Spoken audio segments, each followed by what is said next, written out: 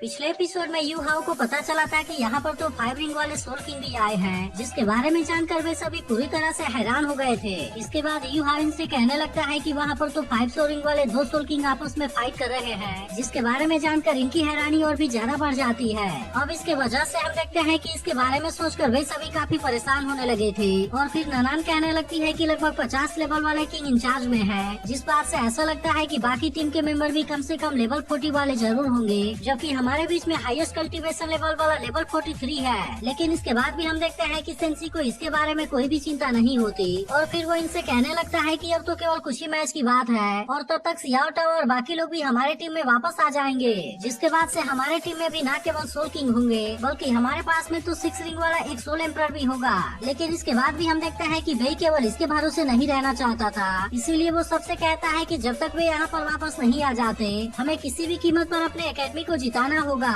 जिसके बाद हम देखते हैं कि इसके बारे में सुनकर वे भी इसके लिए रेडी हो गए होते हैं। तभी सेंसी थोड़ा सा हैरान होते हुए वे से कहता है कि क्या सच में तुम ऐसा करना चाहते हो। तब इसकी बात सुनकर वे भी उसे हाँ कर देता है, जिस पर सेंसी उससे कहता है कि क्या यह बहुत जल्दी नहीं हो गया, क्योंकि मुझे तो ऐसा लगता है कि अभी इसके लिए टाइम नहीं आया है। तब इसकी बात सुनकर वे कहने लगता है कि यू हाउ और बाकी आने वाले टर्म के लिए कोर है और इसीलिए अगर हम एक्सपोज भी हो गए तो इस बात से कोई भी फर्क नहीं पड़ता। लेकिन इसकी ऐसी बात सुनकर सियाओ इससे थोड़ा सा परेशान हो जाती है और फिर यू हाउ से कहता है कि आपके कहने का मतलब है कि आपके और सेंसी के पास में अभी भी हिडन एबिलिटी है। तब इस पर सेंसी कहने लगता है क्या तुम्हें लगता है कि हम आउटर कोर्ट यार्ड के ट्विन स्टार्स हैं और इसके बाद भी हम इतने आसानी से अपने टीम को हारने देंगे। तभी इसी बीच हम देखते हैं कि वांग सेंसी के बारे में जानने के लिए एक्साइटेड हो गया था और फिर उससे पूछता है कि आज के मैच में आपने अपने कितने % पावर का यूज किया था। तब इस पर सेंसी उसे बताता है कि वह तो केवल 30 से 40% तक का पावर था और इसके अलावा अगर मैं बेई के साथ में मिलकर अपने पावर का यूज करता हूँ तब केवल उस तरह से मैं अपने असली पावर का यूज कर पाऊंगा।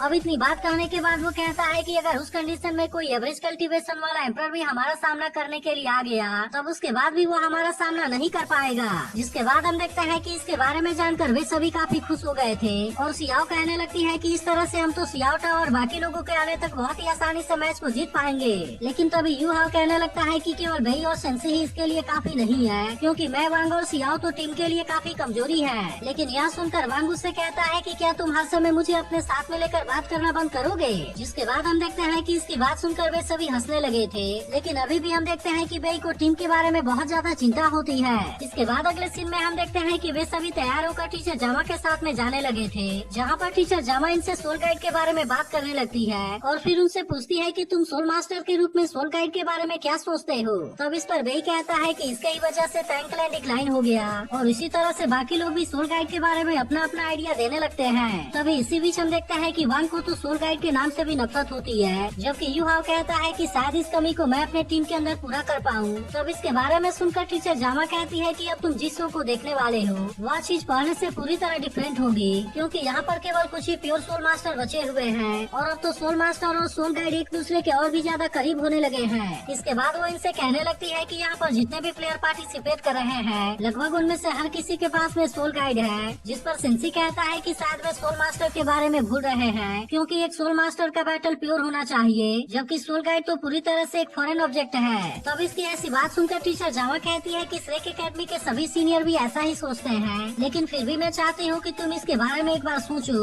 और मुझे बताओ कि जब हम इविल सोल मास्टर के साथ में फाइट करने के लिए माउंटेन के अंदर गए हुए थे तब उस कंडीशन में अगर हम सभी के पास में भी डिफेंसिव सोल गाइड होता तो क्या उनके एक्सप्लोजन के वजह से हमें कोई भी नुकसान हुआ होता। तब इसके बारे में सुनकर काइतो कहने लगता है कि वे सोल गाइड एलिमेंटल बम भले ही अचानक से ब्लास्ट हुए थे, लेकिन इसके बाद भी वे लेवल 6 वाले डिफेंसिव सोल गाइड को ब्रेक नहीं कर पाते। जिसके बाद हम देखते हैं कि इसके बारे में याद करके सियाओ भी इस बात से काफी उदास हो गई होती है और फिर कहती है कि अगर वहाँ पर हमारे पास में भी डिफेंसिव सोल गाइड होता तब उस तरह से उसमें सीनियर हाउस वन को खुद को सेक्रीफाइस नहीं करना पड़ता। तभी सेंसी कहने लगता है कि भले ही अभी हम उतने ज्यादा ताकतवर नहीं है, जिसकी वजह से ऐसा हो सकता है कि हमें सोल गाइड की जरूरत हो, लेकिन फिर भी मुझे ऐसा लगता है कि अगर हमने सही से प्रैक्टिस किया तब इस तरह से सोल गाइड का फंक्शन तो हमारे लिए पूरी तरह से बेकार हो जाएगा। लेकिन तभी टीचर जामा कहती है कि अगर तुम सेल्फ कल्टीवेशन के ऊपर फोकस करना चाहते हो तो कोई बात नहीं है, क्योंकि उसके बाद भी तुम सोल गाइड डिवाइस को सप्लीमेंट के रूप में ले सकते हो और क्या इसके बाद भी तुम्हें नहीं लगता कि वह ज्यादा पावरफुल होगा। इसके बाद वो मास्टर स्वान के बारे में बात करते हुए कहती है कि वह तो लेवल 98 वाले हैं, लेकिन इसके बाद भी मुझे ऐसा लगता है कि इसमें प्राउड होने वाली कोई बात नहीं है, क्योंकि सन मून एम्पायर में लेवल 9 वाले कुछ ऐसे सोल मास्टर हैं हैं जो कि अभी भी बहुत बड़ा खतरा बने हुए हैं। और इसके अलावा वहाँ के लेवल 10 वाले लीजेंडरी सोल मेंटर के बारे में बात करने की तो जरूरत ही नहीं है। जिसके बाद हम देखते हैं कि इसके बारे में सुनकर ये सभी भी पूरी तरह से हैरान हो गए थे। और फिर टीचर जावा इनसे कहती है कि इंसान जैसे ही सभी सोल बीज को मार देंगे तब इस तरह से आने वाले समय में सोल्डिंग एक बहुत ही लग्जरी प्रोडक्ट बन जाएगा और फिर तब उस सिचुएशन में सोल गाइड इंसानों का ताकत बनेंगे। इसीलिए वो इनसे कहती है कि अगर हमें एलिमिनेट होने से बचना है तो हमें इसे एक्सेप्ट करना ही होगा। और अब इतनी बात कहने के बाद वो इनको अपने साथ में लेकर कहीं पर जाने लगती है। जिसके बाद हम देखते हैं कि वे सभी भी उसकी बात मानकर उसके साथ में जाने लगे थे। और इस तरह से इनको पता चलता है कि वे तो किसी ऑक्शन हाउस में जा रहे हैं। लेकिन तभी इसी बीच हम देखते हैं कि वांग अचानक से यहाँ से आगे जाने से रुक गया था। जिसे देख यू हाउस से पूछता है कि तुम्हें क्या हो गया। तब वांग उससे कहता है कि मुझे भी नहीं पता कि अचानक से मुझे क्या होने लगा है, क्योंकि मुझे ऐसा लगता है कि अब मैं किसी भी तरह से सोल गाइड के पास में नहीं जाना चाहता।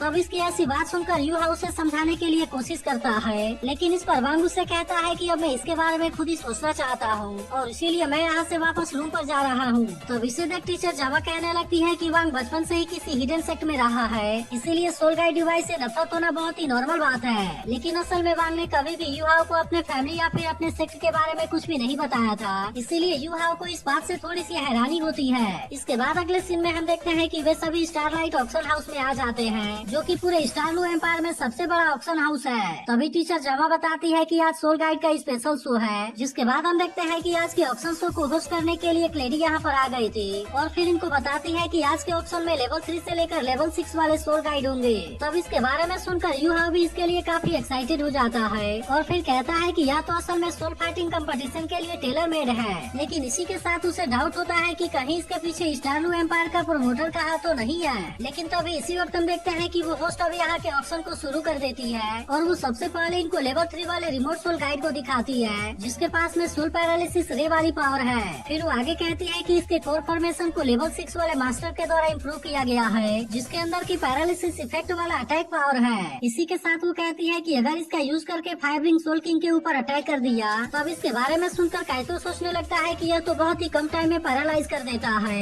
इसीलिए ऐसा लगता है कि यह ऑर्डिनरी लेवल 3 वाले सोल गाइड से बहुत ज्यादा पावरफुल है। इसके बाद हमें पता चलता है कि इसका स्टार्टिंग प्राइस 1000 गोल्ड कॉइन है और इसीलिए हर बार इसकी कीमत कम से कम 50 गोल्ड कॉइन बढ़ानी होगी। अब इस तरह से हम देखते हैं कि सोल गाइड वेपन के लिए बिडिंग स्टार्ट हो गया था और फिर बहुत सारे लोग इसे लेने के लिए अपने अपने तरफ से बिडिंग को लगाने लगे थे। लेकिन तभी इसी बीच हम देखते हैं कि टीचर जामा इसके लिए 2500 गोल्ड कॉइन की बिडिंग लगा देती है, जिसके बाद अब कोई भी इससे ज्यादा की बिडिंग नहीं लगाता और अब इस तरह से यहाँ की होस्ट इस डील को फाइनल कर देती है। तभी टीचर जावा इनसे पूछती है कि इस सोल गाइड को कौन यूज करना चाहेगा। तब इस पर वही कहता है कि हमारे कल्टीवेशन के हिसाब से लेवल 3 वाला सोल गाइड वेपन तो किसी काम का नहीं है। जिसके बाद यू हाउ कहता है कि हमें इसे सियाओ को दे देना चाहिए, क्योंकि वैसे भी अब इसकी सोल पावर लेवल 29 में पहुंच गई है और इसीलिए यह किसी भी समय ब्रेक थ्रू करने में कामयाब हो सकती है। लेकिन तभी इसी बीच हम देखते हैं कि सियाओ ने इसे लेने से मना कर दिया था और फिर कहती है कि शायद इसे यू हाउ को देना सबसे ज्यादा सही होगा, क्योंकि वो इसके पावर को बहुत ही अच्छे तरीके से यूज कर पाएगा। जिसके बाद हम देखते हैं कि टीचर जावा भी यू हाउ से इसे ले लेने के लिए कहती है, क्योंकि वैसे भी इस ऑप्शन में भी बहुत सारे सोल गाइड वेपन आने वाले थे और इसीलिए वे बाद में इसमें से अपने लिए सेलेक्ट कर लेंगे। तभी इसी वक्त हम देखते हैं कि दूसरे वाले आइटम का भी ऑप्शन शुरू हो जाता है, जिसके लिए सभी लोग अपने अपने तरफ से बिडिंग लगाने लगे थे और इसी तरह से यह ऑप्शन काफी टाइम तक चलता रहता है। लेकिन तभी इसी बीच हम देखते हैं कि एक और सोल गाइड का ऑप्शन शुरू हो गया था, जिसका नाम बेबी बॉटल होता है। तब इसके ऐसे फनी नाम को सुनकर सियाओ हंसने लगती है, जिसके बाद वो होस्ट कहती है कि यह तो केवल इसका कॉमन नेम है, जबकि यह तो असल में एक रिचार्जेबल सोल गाइड है। फिर वो इनसे बताती है कि इसका काम सोल पावर को पूरा करना है, इसीलिए वो सोल मास्टर के सोल पावर के हिसाब से इसे पूरा करता है। इसी के साथ वो कहती है कि यह लेवल 4 वाला मिल्क बॉटल भी है और इसका स्टार्टिंग प्राइस वो 6000 गोल्ड कॉइन रखती है। जिसके बाद हम देखते हैं कि इसे पाने के लिए बहुत सारे लोग अपने अपने तरफ से बिडिंग लगाने लगे थे। लेकिन तभी टीचर जामा इसके लिए 25000 गोल्ड कॉइन की बिडिंग लगा देती है, जिसके बाद अब कोई भी इससे ज्यादा की बिडिंग लगाने की हिम्मत नहीं कर पाता और इस तरह से यह सोल गाइड भी टीचर जामा का हो जाता है। इसके बाद अगले सीन में हम देखते हैं कि अब यहाँ के आखिरी आइटम के ऑक्शन होने की बारी आ गई थी और वो होस्ट इनको बताती है कि इसकी कीमत बहुत ज्यादा हाई है। लेकिन इसके बाद भी उसे यकीन होता है कि जो कोई भी इसके बारे में समझ गया तब उसे इसके असली कीमत के बारे में बहुत ही आसानी से समझ आ जाएगा। जिसके बाद हम देखते हैं कि सभी लोग भी इसके बारे में जानने के लिए काफी एक्साइटेड होते हैं और तभी यू हाउ भी अपने हाई पावर का यूज करके इसे देखने की कोशिश करता है। लेकिन तभी अचानक से हम देखते हैं कि इसके वजह से उसे कोई शौक लग गया था, जिसे देख टीचर जामा परेशान होते हुए उससे पूछती है कि तुम्हें क्या हो गया। तभी इस आइटम को देखते ही काइतो कहने लगता है कि यह तो कार्विंग नाइफ है, जिसके बारे में सुनकर सियाओ पूछती है कि यह क्या होता है। तब काइतो कहता है कि सोल गाइड को बनाने के लिए उसके फॉर्मेशन को बनाना सबसे कठिन काम होता है, क्योंकि इसके लिए बहुत ही स्पेशल फ्लैश इंग्रेविंग मेथड का यूज किया जाता है। इसीलिए जितने हाई लेवल के सोल गाइड को बनाना होता है, तब इसके लिए उतने ही हाई लेवल के कार्विंग नाइफ का यूज करना पड़ता है। वहीं दूसरी तरफ हम देखते हैं कि अब यहाँ की होस्ट भी इनको इसके बारे में बताने लगी थी और कहने लगती है कि यह चीज पूरे कॉन्टिनेंट की कार्विंग नाइफ की लिस्ट में है, जो कि टॉप 100 वाले कार्विंग नाइफ में से एक है। तब इसके बारे में सुनकर टीचर जामा कहने लगती है कि श्रेक एकेडमी में केवल 2 लिस्टेड कार्विंग नाइफ हैं, जो कि सोल गाइड एकेडमी के डीन सियान और मास्टर फानियो के पास में है। तब एक आदमी होस्ट के ऊपर गुस्सा होते हुए कहता है कि तुम इसके बिडिंग को स्टार्ट क्यों नहीं करती। तब इसकी ऐसी बात सुनकर वो होस्ट इनसे कहती है कि आपको इसके बारे में शांत रहना चाहिए, क्योंकि ये कार्विंग नाइफ भले ही कीमती है, लेकिन असल में इसके अंदर एक बहुत बड़ी प्रॉब्लम है। तब इसके बारे में सुनकर वे लोग इस बात से परेशान होने लगते हैं। जिसके बाद वो होस्ट कहती है कि यह कार्विंग नाइफ रैंकिंग के मामले में 99 नंबर पे आता है, लेकिन अगर इसके असली एबिलिटी के बारे में बात किया जाए तो टॉप 30 में आना भी इसके लिए मुश्किल नहीं होगा। और इसके लो रैंकिंग के होने का असली वजह है कि इसमें कर्स है। तब कर्स के बारे में सुनते ही वे सभी पूरी तरह से हैरान हो जाते हैं। तब वो होस्ट इनको बताती है कि इसे सोल ईटिंग कार्विंग नाइफ के नाम से भी जाना जाता है, और फिर इनको बताने लगती है कि सन मून एम्पायर आज से 3000 साल पहले आया था, और इसीलिए जब से यह लेवल 9 वाले सोल इंजीनियर के हाथ में से आया, तभी से ये अपने ओनर के साथ में बहुत बड़ी तबाही लाता है। इसके वजह से ही बहुत सारे सोल इंजीनियर के साथ में फाइट होने लगा, और इसके सभी 37 ओनर्स बहुत ही मिस्टीरियस तरीके से मारे गए। लेकिन तभी इलेक्ट्रोलक्स कहने लगता है कि यह तो गोड ऑफ लाइफ है। वही काइतो कहने लगता है कि मैंने भी अपने टीचर से इसके बारे में एक बार सुना था, और इसीलिए अब तो ऐसा लगता है कि इसका कर्स असल में कोई रिमर नहीं है। अब इसके वजह से इनको ऐसा लगने लगा था कि इसको हैंडल करना काफी मुश्किल है। जिसके बाद हम देखते हैं कि होस्ट इसका starting point 1 lakh gold coin रखती है, और अब इस तरह से उसने इसके बिडिंग को स्टार्ट कर दिया था। लेकिन हम देखते हैं कि इसमें से कोई भी इसके ऊपर बिडिंग लगाने के लिए रेडी नहीं होता, क्योंकि इन सभी को लग रहा था कि यह चीज काफी खतरनाक है। लेकिन तभी इसी वक्त हम देखते हैं कि यूहाओ इसे लेने के लिए रेडी हो जाता है, जिसके बारे में सुनते ही इसके सभी साथी पूरी तरह से हैरान हो गए थे। वहीं उधर होस्ट बाकी लोगों से पूछने लगती है कि क्या और कोई भी इसके ऊपर बिडिंग लगाना चाहता है। तभी इसी बीच हम देखते हैं कि वे इस बात से काफी परेशान होने लगा था, जिस पर यूहाओ टीचर जामा से कहता है कि मेरे पास में इस कर्ज को रिमूव करने का तरीका है। लेकिन इसके बाद हम देखते हैं कि अब और कोई इसके ऊपर बिडिंग लगाने के लिए रेडी नहीं होता, और अब इस तरह से यह कार्विंग नाइफ यूहाओ के पास में आ जाती है।